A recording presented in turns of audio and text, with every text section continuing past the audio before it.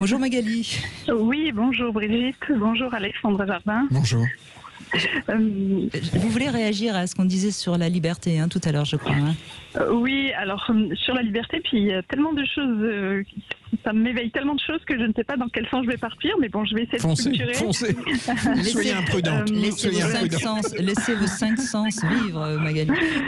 Alors, déjà d'une part, moi je m'inscris dans les femmes qui travaillent beaucoup, parce que je cumule 2 emplois. Je suis très investie dans 3 associations différentes et effectivement, nous sommes beaucoup de femmes dans les associations. Oui, beaucoup. Et curieusement, souvent, les présidents sont des hommes. Oui. Voilà.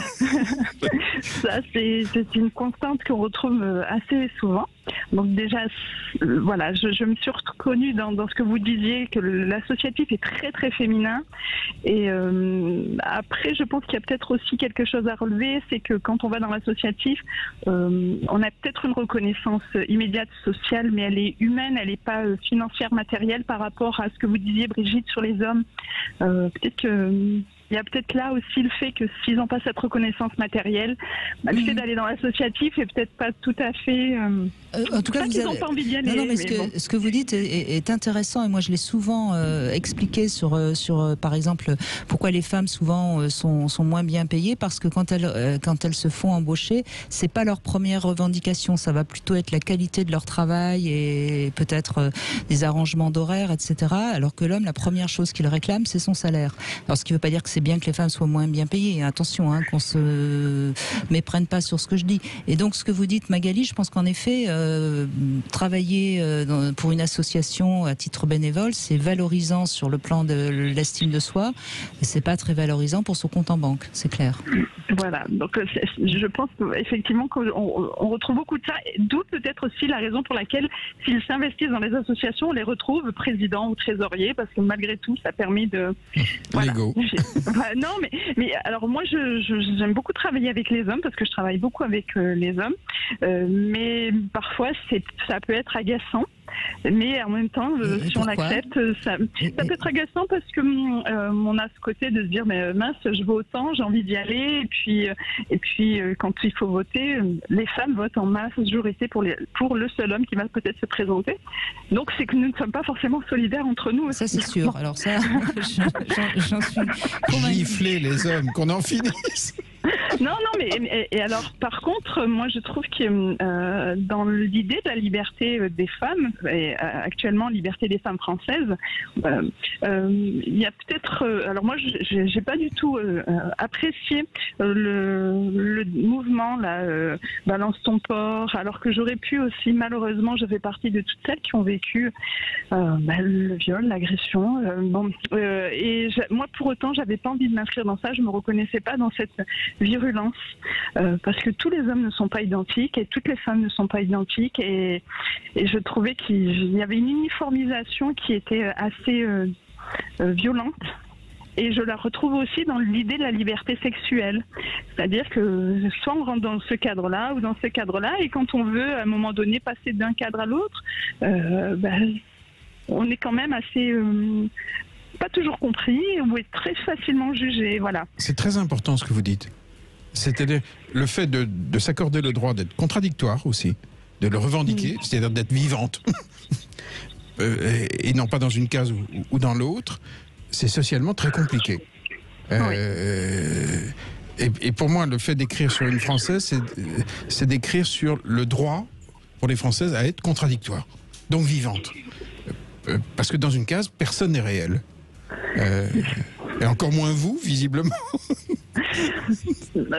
Alors moi je sais pas, c'est peut-être le fait justement d'être investi dans des associations qui sont des associations. Donc comme vous disiez, on est directement en prise avec le terrain. Et alors je suis dans des associations de quartier, donc c'est des gens très populaires, souvent issus de milieux très défavorisés parce qu'issus de l'immigration. Et à l'inverse, j'ai aussi l'association où c'est beaucoup d'autres gens d'une autre classe sociale, ce qui me permet de basculer d'un univers à l'autre et d'avoir le bonheur, parce que pour moi c'est du bonheur de rencontrer des tas de gens différents et de me rendre compte que les femmes sont très différentes et la liberté que je peux avoir de parler de ma sexualité avec certaines de mes amies, c'est vraiment dans d'autres lieux juste impossible. Et pourtant, ce sont aussi des amis, mais pour qui ce sera pas audible en fait. Sans doute parce que c'est des femmes qui n'ont pas votre liberté et qui quelque part aimeraient être peut-être un peu plus libres, inconsciemment bien sûr.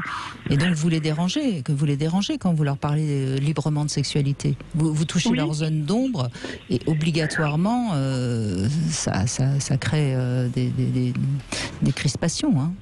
C'est ça, voilà, exactement. Alors, maintenant, je vais avoir 47 ans, donc j'ai le recul. Au début, j'avais tendance à être un peu vous aviez envie de les aider, oui, et puis vous aviez envie de les aider, vous aviez envie de leur montrer à quel point c'est chouette d'être libre sexuellement, à quel point ça nous épanouit, etc. Donc c'était généreux de votre part, sauf que c'était parce que d'être libre tout simplement dans sa façon de penser, dans sa façon d'être, et juste, je voudrais, parce que j'ai eu l'immense bonheur là aussi d'aller voir le spectacle de Trinidad que je vous aviez présenté, et donc je suis allée le voir sur 4 générations de femmes. Alors c'est beaucoup plus pour revendiquer les droits de la femme, mais pour autant il y a quand même tout en filigrane l'évolution de la liberté sexuelle. Et oui, pendant ce temps, Simone Veil, c'est bien, voilà. c'est ce spectacle. Oui. Voilà, l'autre j'ai pas eu encore le plaisir d'aller le voir, et sincèrement allez le voir, il est formidable, formidablement bien écrit, formidablement bien joué.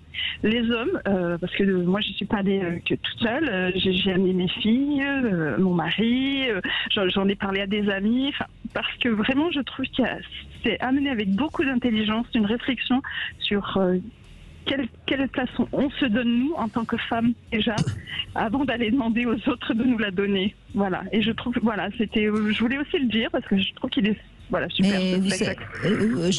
Mais ça me fait vraiment plaisir de vous entendre, Magali, parce que dans mon dernier livre, où j'évoquais justement cette difficulté qu'ont les femmes à être solidaires entre elles et à accorder la liberté à chacune d'être ce qu'elle a envie d'être. Mais on a toujours, quand on entend par exemple une femme qui dit elle l'a bien cherché, t'as vu comment elle s'habille, c'est toujours une femme qui dit ça, c'est pas un homme.